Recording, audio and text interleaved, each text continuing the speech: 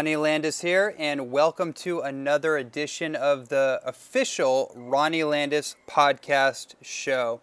I want to direct your attention, if this is your first time or if you've been an avid listener to this podcast, to my Holistic Health Mastery Nutrition Certification course. I am the founder of this, and this was a project that I had started about 1 year ago in Sedona, Arizona. And this was just a passion project. This was a project for me to take my first book, The Life Food Peak Performance System, which is a 700-page book that I'm currently rewriting right now to chunk it down to about 500 pages. But I had the inspiration to take that whole volume of information and to distill it into a video curriculum and make it into a membership site. And over the evolution of that idea, I decided to create a Holistic Health Mastery Certification course, and that has evolved and progressed into something I could never have anticipated before. The way it's changed my life is incredible, but the feedback that we get from it, how it's influencing other people's health quest, how it's changing their perspective, their perceptual filters, their paradigms around raw living foods and superfood nutrition and tonic herbalism and detoxification and cleansing protocols, hormone balance, neurological health and neurological nutrition, and so much more, especially how it's changing the career directive of people. I've noticed that there's a lot of people that are fed up with their jobs, their jobs. They're just over broke. Their vocation, their career, they're not living totally in alignment with their passion and their purpose. And an educational course like this has allowed them the confidence, the knowledge, and also the education on how to become an effective entrepreneur and health coach, and has given them that foundation so they could go out and start amazing careers in service of other people. So go to holistichealthmastery.com, check it out, and if it resonates, then I encourage you to jump in head first.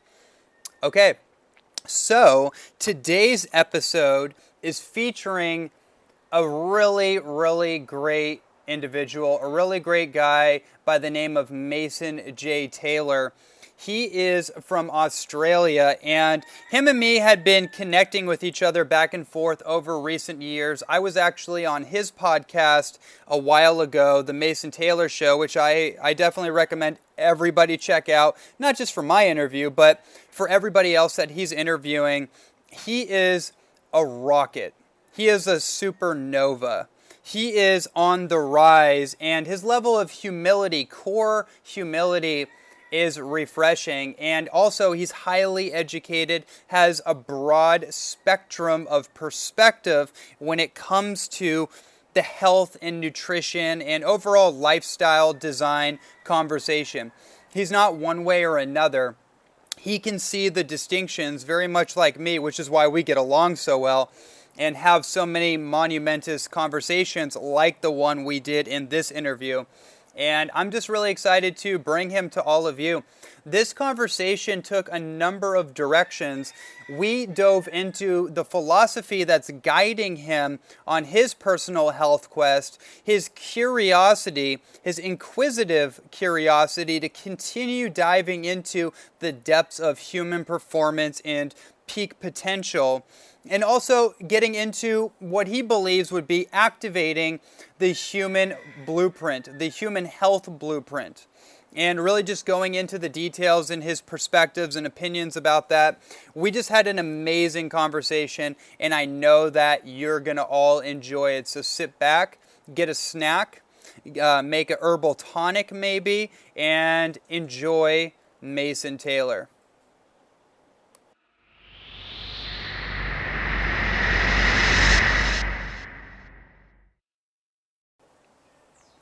Mason Taylor is a health advocate, professional speaker, tonic herb enthusiast, and writer who inspires and teaches people to once again become enchanted with their body, life, and health through his retreats, podcasts, mentoring, and events. He shows by the way of example how we can take responsibility for dramatically increasing our health through creating an empowering personal culture. Welcome to the podcast, Mason. Thanks so much, Ronnie. Awesome to be on with you. Yeah, man, it's really an honor to have you on. And, I was looking over your website, and one thing caught my attention that I actually wanted to share with the audience as a further introduction for what we're going to be discussing. I was looking at your mission statement, and I really love it, and I just wanted to share the first paragraph with everyone so they can get a little more of an intimate and expanded perspective of what you're all about and what you're putting into the world. Go for it. Thank you. Okay, so Mason Taylor's mission statement reads just like this. My mission is the creation of a culture that allows for the absolute embodiment of the human experience for everybody, has people be embodied and enchanted with life, to have us all feel the unified living system of the body and know that we are not separate from, that we are the body. This takes the angst away from life and having to achieve anything. It becomes an adventure and discovery of ourselves. It allows for you to take a stand in demonstrating an absolute embodiment of the human experience, fortifying your tissue, reactivating and nurturing the heart, and aligning the body and soul. It's great, man. Really love it. Thank you. It's interesting. I hadn't read that for some time, and it's just really nice getting that feedback. To tell you the truth, it's kind of like a little bit of my own medicine right now, which is nice. Yeah, well, I was on your show a few months back, and we got to really dive into some really juicy territory, and I got a better feel for what is on your mind and where you're coming from in terms of the health culture. A little bit of your perspectives on holistic health and nutrition, on focusing on really the body temple as a vehicle opposed to some kind of like entropic debilitation.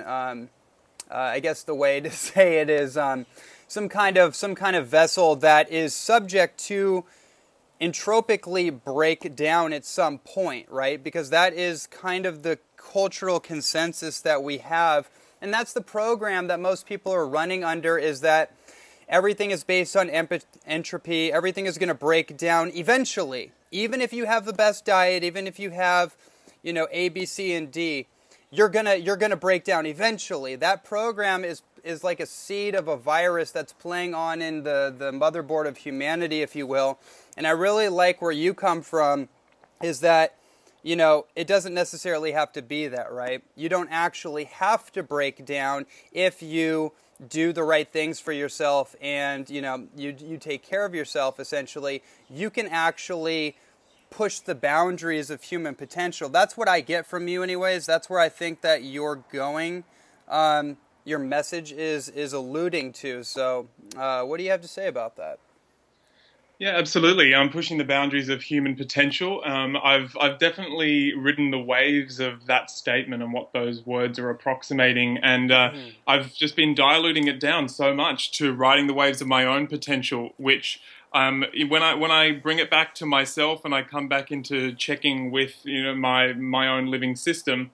And I will constantly keep on saying that. I mean, a lot of people check in order to discover for themselves how to navigate, seemingly through trying to tune in with more subtle aspects of themselves. Like a lot of people will call, say, a higher self. I'll probably refer to in this as possibly your infinite self or your traveling essence. However, I definitely along this journey have continued to come back and learning to navigate through a very deep connection with my physicality and my biology. And it is really, that task has been really serving me well and has opened up a big can of worms of adventure in my life. And so coming back to the only reference point that I personally really, really resonate with as a place to take that stand, being my physical and exploring that realm, I've diluted it down, as I said, into like exploring my own potential. And along that journey, I've definitely had to go about releasing a lot of the conditioning that's come about through having an idea of what potential is. I mean, going through traditional schooling, being surrounded by ideology of various kinds, you very much get this infusing of what your innate possibility for potential is, which has never actually been done or discovered before. It's yours purely there for you to go on the adventure to discover, rather than something which, I've kind of had to shed, and I've watched a lot of people have to shed as well, is a dictation of what your potential is, in kind of falling into adhering to a particular set of principles or rules or beliefs or habits or whatever it is. And of course, a lot of people will see how obvious that is in terms of looking at, say, like a religious or social structure.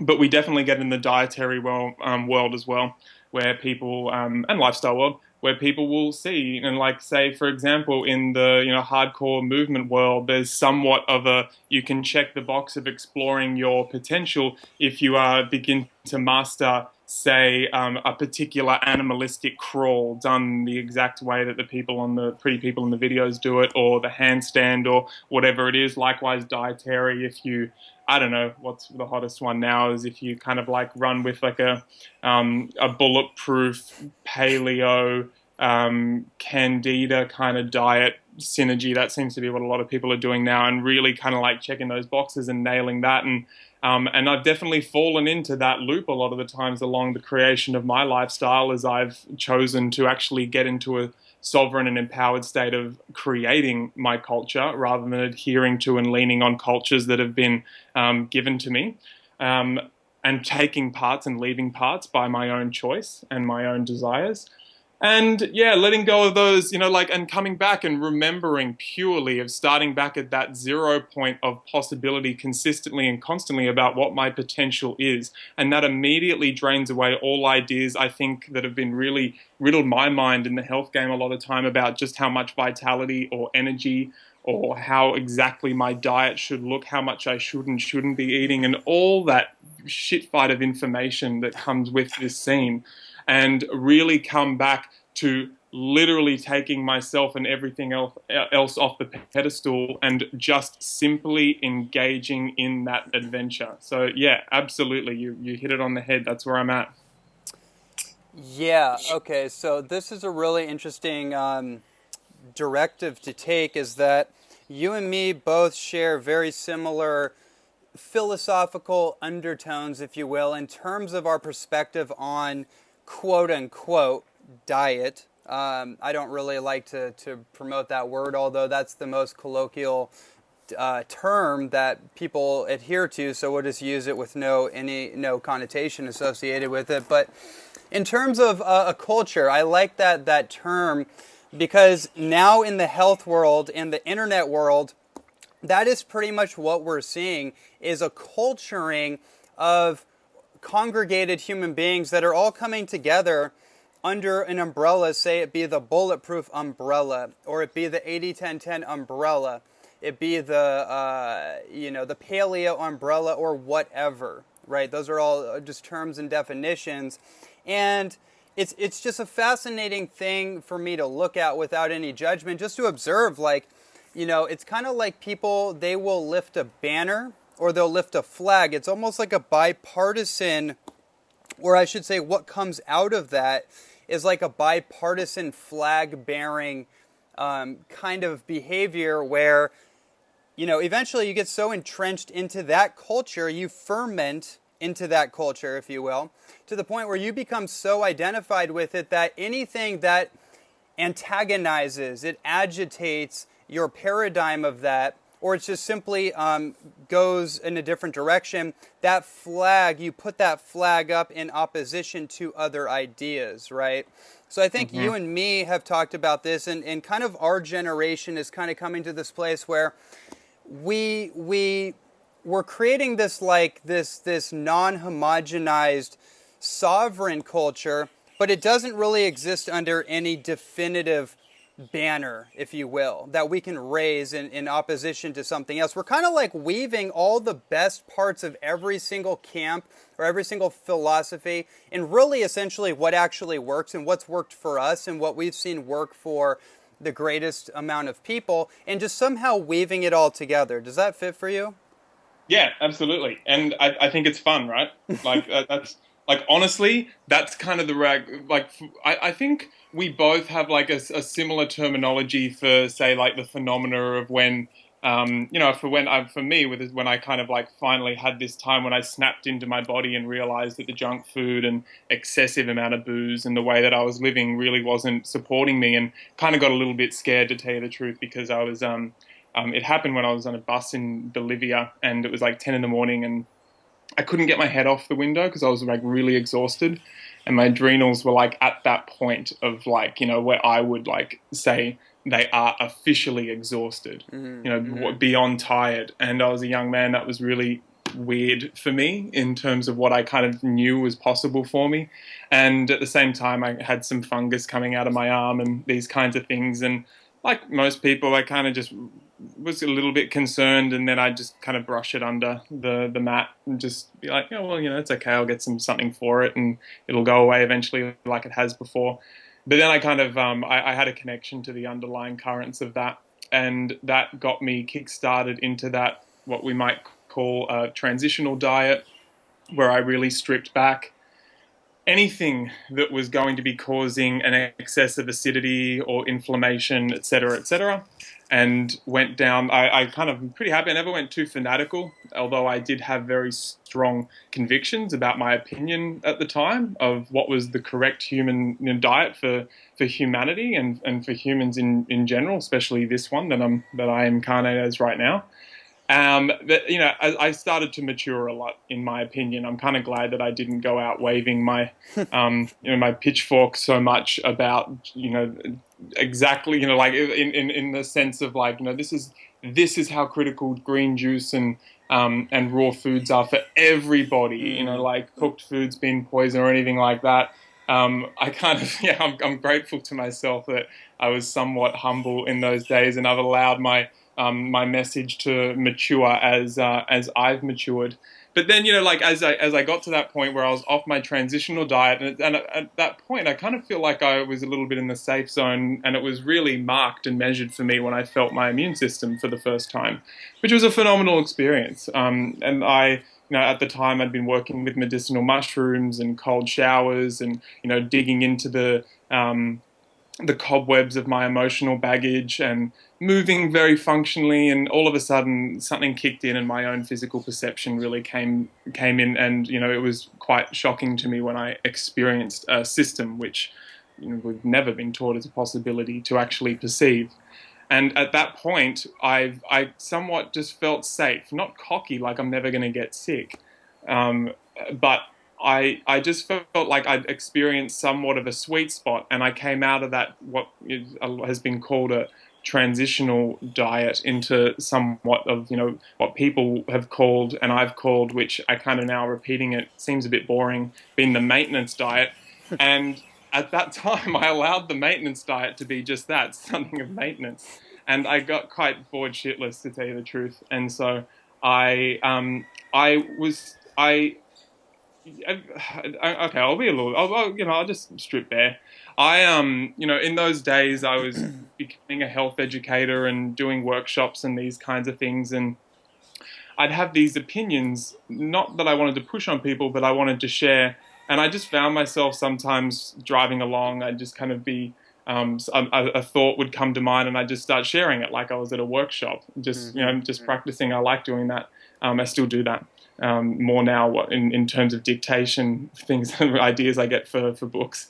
And I'd find myself being my own devil's advocate at the end of saying something, and I'd pick myself apart, and I'd just sit there going, holy shit, like I don't even need anyone else to come in and poke holes in my opinions. And it got quite overwhelming for me at some time, because I was still, years ago, was trying to get a platform and a system that I could share with people that they could use. And I kind of forced myself into getting so real about the fact that, dude, you haven't even been out there, 1% to the extent on the adventure that would merit me very satisfied within myself with where I'm at for my own diet. Now, don't get me wrong, that doesn't undermine the fact that I was very satisfied and still feeling absolutely incredible and healthy, having a body that works for me. And yet, for example, I had somewhat of an opinion about bread, right? Or alcohol. Very easy to have an opinion on that, especially if you're talking from the context of people who are heavily acidic and overrun with, say, insulin receptors being down, or a microbiome that isn't at its best, or et cetera, et cetera. Majority of the population. So obvious that most of the people advocating health are going to be strictly against these things, like coffee and alcohol and breads and gluten and those kinds of things. But I kind of realized I didn't understand bread, and I was kind of bored about just saying I didn't like bread. And I was thinking I'd never actually been to I'd never actually been into a bakery, someone doing it well, with a proper, at least 24-hour fermentation, had an actual understanding of the yeast and their psychology, and knew how to introduce it and call it in, and use natural plants that we, such things as antivirals and placed around the place to stop other invading bacteria from getting in. And I'd never looked into ancient cultures and the way that they worked with those bacterial spirits that they called in to ferment their grain, and what role it actually played within the tribe at their particular time. Now, some places, bread's not a necessary aspect of the human diet, absolutely. And I know a lot of people that understand the beauty of it and still just don't need it or want it. And I've definitely been there and continue to be there.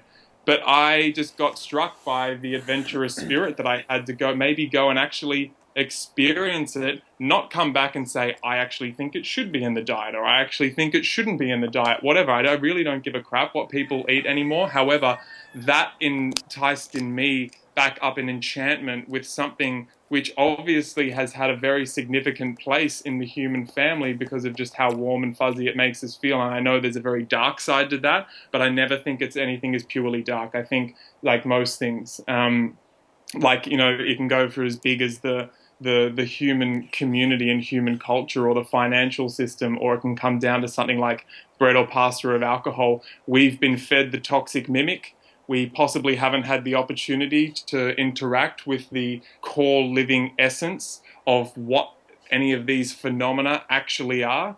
And I found it very enchanting and exciting to just begin to have let that desire out, to go and discover it if there happened to be an innate desire to do so. That's fantastic. A number of things came up for me in that. One thing I want to touch on really quickly, which I think is from an educational or an accelerated learning perspective. You touched on something which is so powerful for me personally, because I just recently re-invited myself, if you will, back into my inquisitive nature, which is, just a little quick story aside. A couple of weeks ago, I went to my friend Nathaniel's house in Berkeley when I left Kauai to go visit, and it turned out David Wolf was in the house when I walked in, right? So that ensued a 2.5 hour conversation between him, me, and a few friends, and we were locked in this closet of a room talking about some really just crazy rabbit hole stuff, and something clicked into me.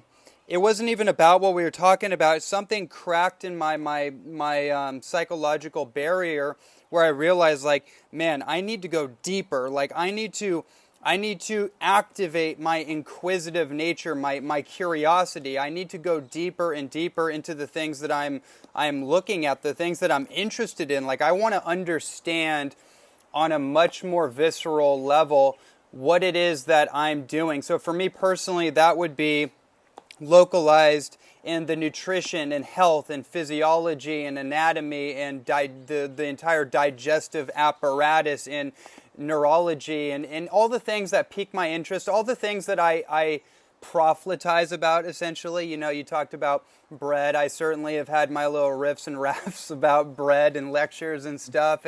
But you brought up you brought up a great point about it, which I've arrived at that kind of similar place, is that there's always an X factor built into everything. There's always a contrast to everything. There's never just one perspective. There's never just one color on the color wheel. You have to be able to see every single shade and variation of color on the full bandwidth or spectrum in order to truly understand something, to have a real perspective on it. And that's what I really like about you. That's the humility I see in you, and just having the spirit, or having the archetype of even an entrepreneur, or just a student in general, even though you're out there teaching, and I know you're great at it. And I think what makes you so fantastic at what you do is that core humility that you've built into your own mainframe, if you will. Yeah, thanks, man. Yeah, and actually, you just like what you bringing that up and going a little bit deeper. Yeah, I just had David Wolf on my show actually, like last week, Nice. And so I kind of feel like I might know some of those topics that you're talking about. It's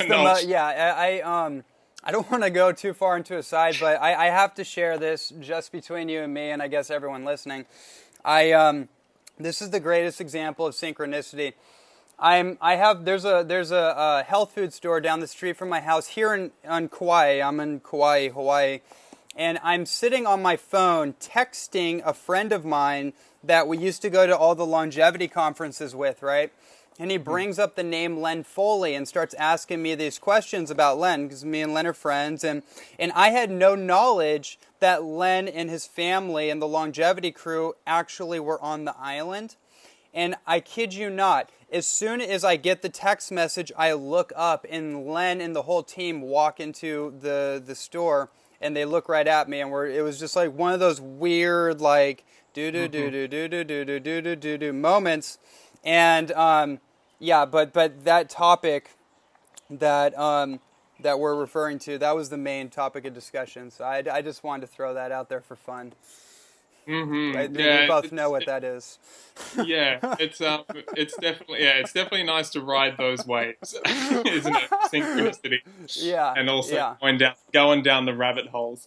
And well, what I was going to be pointing to is you know what I got curious about, like what you were just like kind of like pointing to is that I guess that's somewhat place that that a lot of people get to in many areas of life, and so like with the question of what's healthy, it gets so many people. I'm sure you get this as well, yes. Writing to you or coming up to you going like, man, it's so confusing, like there's so many different opinions. And this is something that I've questioned, like, ever since I was playing my own heckler in the car. And I've been like, man, those are both very good points, very, strong legs to stand on. They're both true. They both counter the crap out of each other. How can that be? And, there's quotes such as the measure of first rate intelligence is to be able to hold two opposing ideas in your mind at the same time and still function. And I value that a lot. But I was kind of thinking deeper, and because I'm so in the health world, I think about people who are, say, I don't know, they fall into particular archetypes for me, which I find fascinating. And I definitely have my own archetype as well. And I think about, a particular aspect of the vegan community, another aspect, and say like the hacking community or paleo, or the people who kind of tend towards like a breatharianism and ultra alkaline and somewhat detached from the body altogether. And I've just been fascinated about how I can watch. So still, I put myself in the student category consistently, and I sometimes I just go back and pretend I'm at the beginning of my journey, and I'll just watch videos that are on YouTube with general people who have general opinions, and I'm like, man, these are really, they make a lot of sense. Or it appeals to my gut. Oh yeah, it really feels right to me, and it just fascinated me so much, and so I've been questioning that for some time, how that can be so, and. For me, I found a lot of ease as I've delved further into Taoist practices and got some, I guess, more appropriate language for explaining various multi-layered, multi-dimensional facets and elements of the body.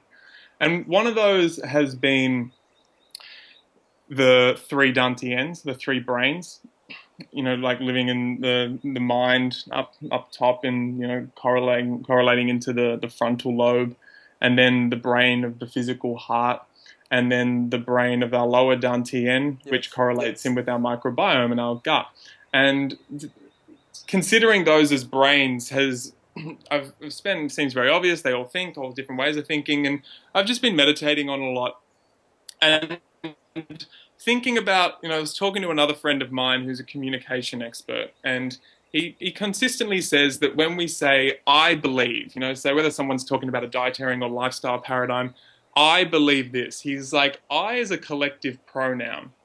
And you are assuming by saying I with whoever is saying that I, whichever part of you is saying that I, that every single aspect, minute aspect of yourself is in exact resonance with that statement and that it is true. And there are always aspects of you that are like, whether it's a little wounded child aspect or a part of you that's instinctually or ancestrally, although muffled, is going, oh no, like that's not actually good for me. There's always a part of you in that assumed collective pronoun, in that assumption that everyone's on board with this is the way you eat, or you have to live like this, or you have to stick your finger up at the system like this. There's parts that are just like, nah, dude, that doesn't work for us. That doesn't work for this organ. That doesn't work with this little string of meridians that are down here, or this aspect of your cellular matrix, or whatever it is.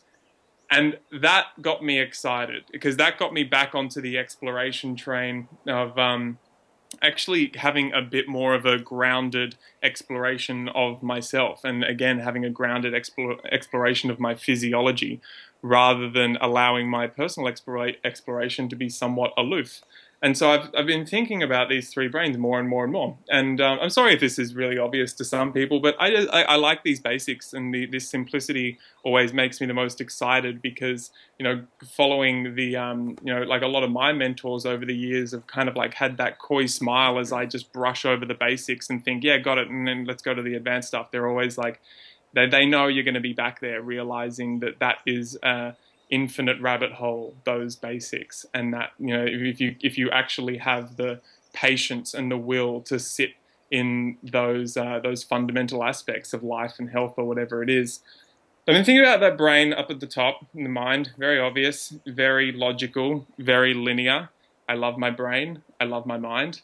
I love the morals that emerge from it, and I can see the way that I've worked, whether it's the way I've conditioned myself or been conditioned by institutions, an amalgamation of both those things, that there are many areas of my life where I can actually drop in and feel that there is somewhat of an excess or domination of that linear aspect of thinking coming through, and at times can get very moral, which I guess can cross over into ethics, and a lot of argument of where ethics emerge from. But that's where morals can run wild for me.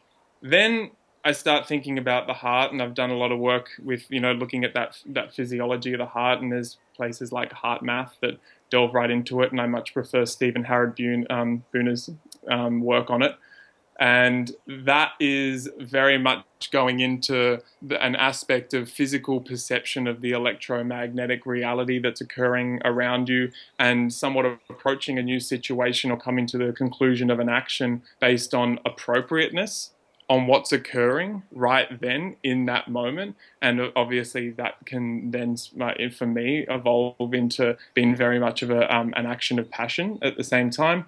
And then feeling into that lower dantian. Like right in the guts of the abdomen there, where a majority of the meridians cross over and create a brilliant epicenter of power, and feeling that correlation there to the microbiome and the bacteria.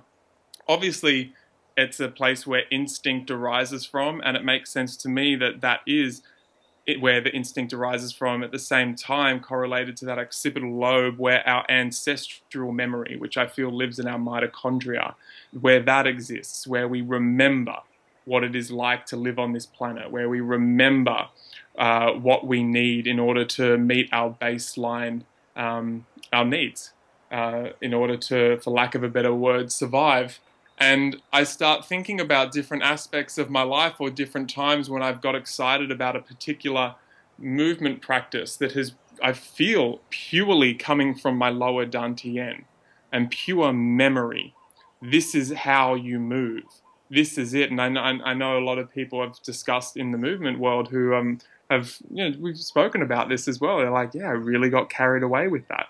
You have to move like this, like an animal. You need to be indigenous. You need to be primal. Now, I don't disagree with that. However, with an excess of that lower dantian way of thinking, you get just that, an excess, and you come out of balance.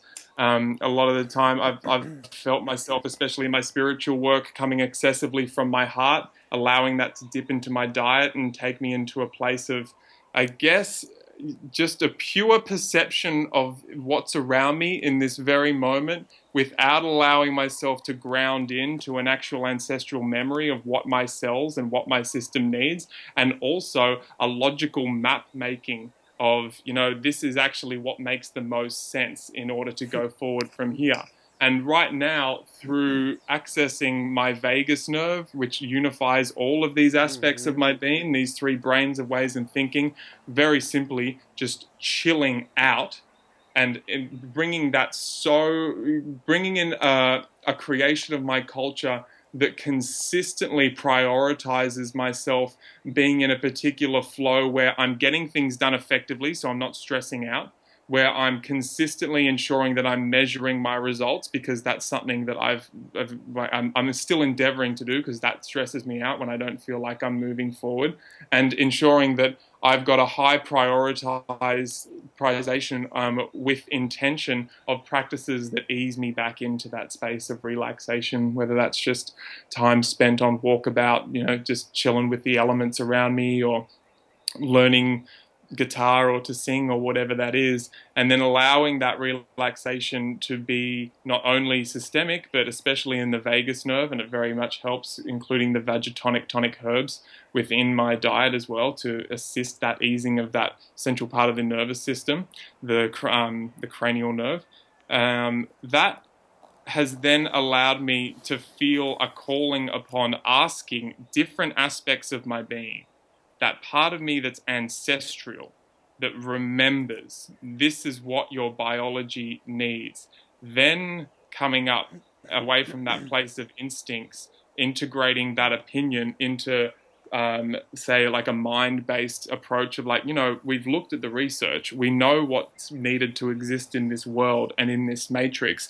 This is my opinion there. And then coming back to a unifying conclusion from the heart in levels of appropriateness, in what's gentle, in what I'm actually going to enjoy, and allow all those opinions to have their song without one running amok and going into excess, which none of them really want to do. They all want to be active as far as I'm concerned. So that's where I'm at with my personal exploration right now, and allowing my own personal culture to be created from that space rather than simply the logic and morals, or simply, instinct and ancestors, hunter-gatherer, but an amalgamation of all of them. Beautifully put. The phrase "head in the clouds, feet on the ground" comes to mind very strongly after hearing that. And I think that's just a natural trajectory that many people go through, definitely myself included, where you've gone through the rigmarole, you've gone through the different stages and platforms and ideologies and philosophical directives that you can through the whole color spectrum, and then you arrive at a place of holistic, holographic understanding, where you actually see that everything is woven together very nicely, and everything fits together some way, somehow. Even if I don't agree with something, somehow that element of truth is relevant, otherwise it wouldn't show up in this dynamic. So I think that's a really beautiful explanation. Now, piggybacking on everything that you just shared, I want to dive into Mason Taylor's perspective on activating the human health blueprint. What does that mean for you? What does that look like for you? Maybe not even just for you, but if you were advising somebody or you were sharing a message with anybody else out there, what are some of the principles that you're working from? Yeah, okay, so nice coming from that context. I can very much just share with conviction my opinion without it. Absolutely. Without it. Yeah. Look, to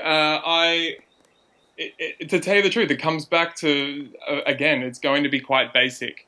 If I'm going to put into something that's more like nuts and bolts for me personally, and what I see work with people the most is let's go to hydration first. Mm-hmm. I mean, like, getting someone in. Okay, so not only getting someone onto spring water, but giving someone at least once. I always encourage people at least once to go out and collect their spring water from a fresh spring, so they can have the experience not just of the hydration and the effect, but the connection with that.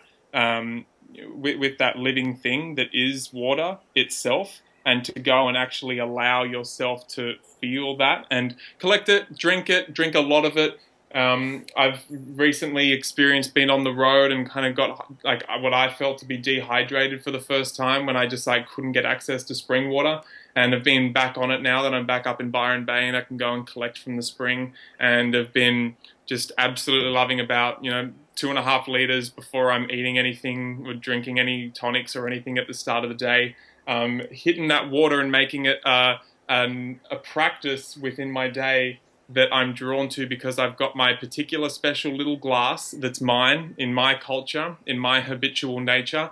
I'm always looking for that glass because I've got it in me. I enjoy looking at it. I enjoy the interaction with it. And that ensures that I'm consistently and constantly drinking water. And that's just something very basic that, when I'm mentoring people and it's just like, where do we start? And I start there, and it's like, okay, yeah, it's a bit basic. And it's just like, well, let's just go with it and see how basic it actually is, and watching what unlocks in someone and activates within someone when all of a sudden there's cellular matrix and inner cellular matrix, extracellular matrix, all of a sudden the electricity's back thanks to also to a little bit of sea salt being popped in that water, and watching the function that happens and the flow that happens when toxins begin to get mobilized within that water, and a juicy hydration of the brain occurs once more. That's definitely an absolutely critical principle for activating health, in my opinion. Beyond that,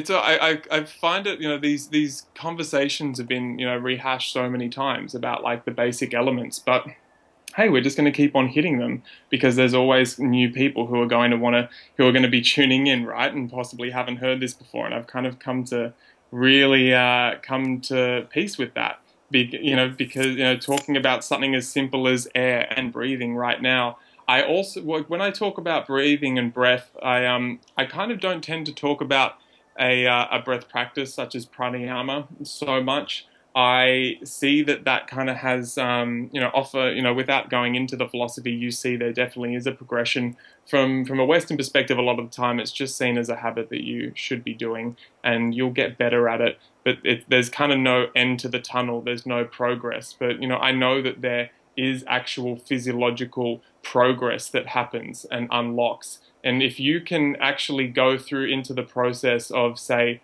releasing tension from around your organs and around your spine and get some fluidity there, and start to, say on a hard surface, breathe deep down into your organs, especially deep down into your genitals and your sex organs. Allow that breath to come out from the side, and not just be a breath that comes out through the ribs, but you feel and experience the fascia in and around your spleen and liver actually expanding and pushing it, takes it beyond just a gross visual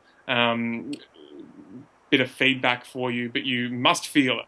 you must feel your liver and your spleen moving, and then eventually allowing that movement to go down into the kidneys and in the back there. That kind of, once you start to progress in that and release the tension from the fascia and the muscle in that abdominal system, and you actually invite that consistent rhythmic, that kind of breath. When we look at martial arts masters and yogis that are sitting there looking very chilled, very observant, they've got a swagger in their step because there's no tension, and they're consistently moving their organs with their breath. That level of that activation for me, I'm sure you come back to it as well, full circle, consistently back to that place, understanding the depths of what is actually possible when we consistently stay in that place of allowing our breath to permeate our organs and move the fascia that surrounds them and shapes them. I am always going to come back to the sun. I am always going to be doing work to bring greater distinction for people who are experiencing the dregs of, say, what we had in here in Australia is the slip, slop, slap campaign, where you slip on a shirt, slap on a hat, slip, slop on the sunscreen, and then slap on a hat. Wow. That's the they call it skin cancer our national cancer, and I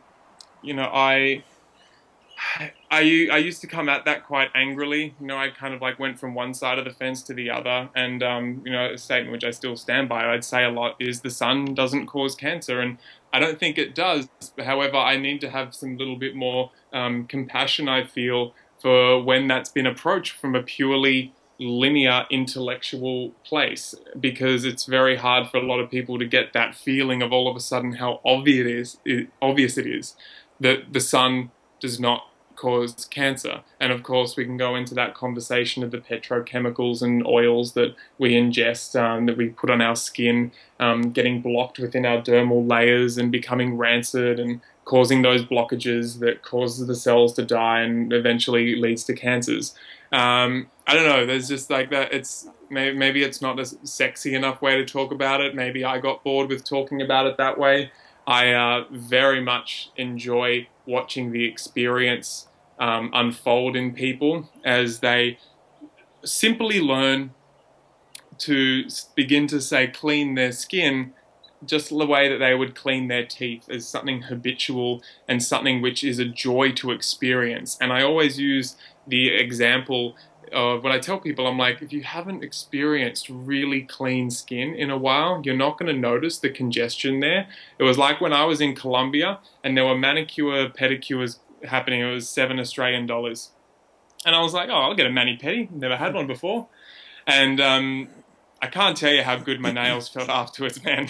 I was like, there was a lot of crap in there. There was a lot of gunk. And this, again, people will bypass this kind of thing in their life and move into the details and move into the advanced, very advanced aspects of nutrition. But I remembered that experience just like I remembered when I did my first week cleaning my skin, every day for 7 days with a vodka bicarb scrub using a loofah. Very simple. Most people in the health world know it. And experiencing an experience I will never forget. It's embedded there. Not like it's embedded the first time someone told me the sun doesn't cause cancer. I can't remember that.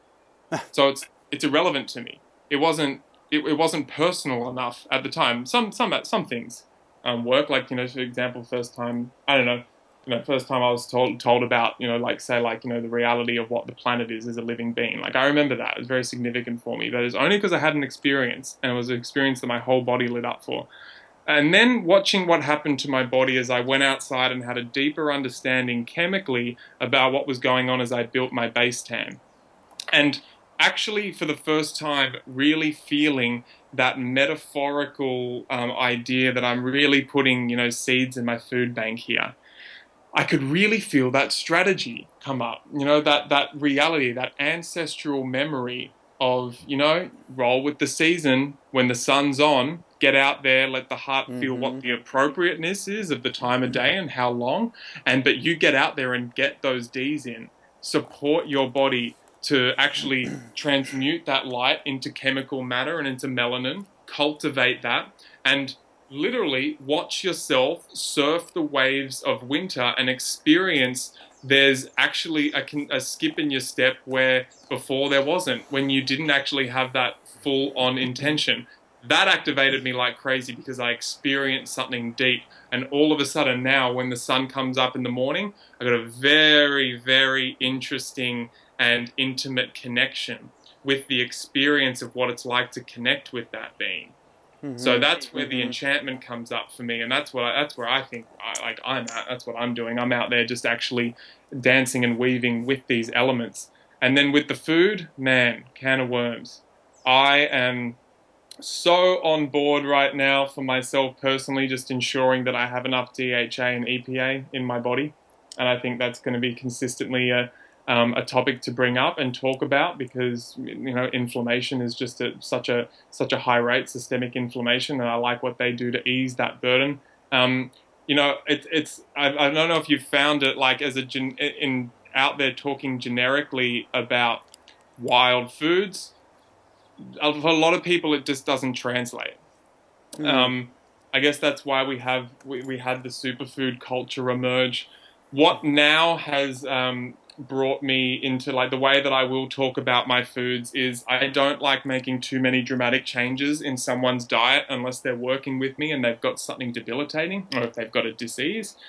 Then I'll take some dramatic steps with them, and we'll actually get into a place where there is consent, proper consent to go, tell me what to cut out, tell me what to bring in, and I'll make sure that they are very much at the source of the intention of that. However, in a general sense, I like to simply bring the number of levels from, say, the production of food, harvesting of a food, killing of a food, connection to the environment where that came from, and simply shortening that line. It comes back, and that literally looks at like foraging your own food, growing your own food, going to a market, creating a little co-op or a community. I completely devalued that, to tell you the truth, because I've got such a gun-ho attitude. I'm just like, whoa, what's the next thing? Now what's better? Now what's the next thing? And now I kind of get to the point now where, I've got friends who go to these very advanced technology conferences around the world. It's kind of like, just checking out what's going on the inside. They happen to have the money